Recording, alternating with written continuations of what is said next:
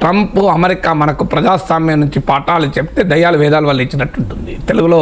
అందుకే తెలుగు భాష గొప్పతనం ఇది. అద్భుతమైన సామెతలు ఉంటాయి. ట్రంప్ లాంటి డిస్క్రైబ్ చేయడానికి కూడా మనకు సామెత రెడీగా దొరుకుతుంది.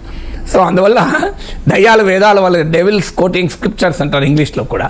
సో ఎందుకు అంటున్నానంటే మీకు అర్థం చేసుకోవాలి ఫస్ట్ నియంతలతో సంబంధాలు ఏంటి అని. ఇవాళ ట్రంప్ ఏమంటున్నాడు, Putin is my best friend అంటున్నాడు. అలాస్కాలో ఎవరితో కలిశాడు ట్రంప్? పుటిన్తోనే కదా కలిసింది. మరి ఎందుకు నియంతతో కలిశాడు? అసలు మాట్లాడటానికి ఏమైనా అర్థం ఉండాలా?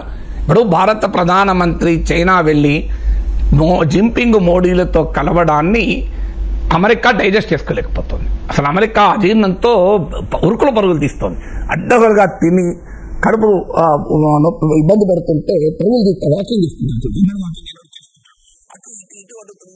ఏం చేయాలో అర్థం కాదు, కానీ తలకాయ తిరిగిపోతుంటుంది, సోడా తాగుతుంటాడు. కానీ ఇంకా అజీర్ణం బాధ భరించలేదు. ఇప్పుడు అమెరికా పరిస్థితి అమెరికాకు ట్రంప్కు పెద్ద ఎత్తున అజీర్ణం వచ్చింది.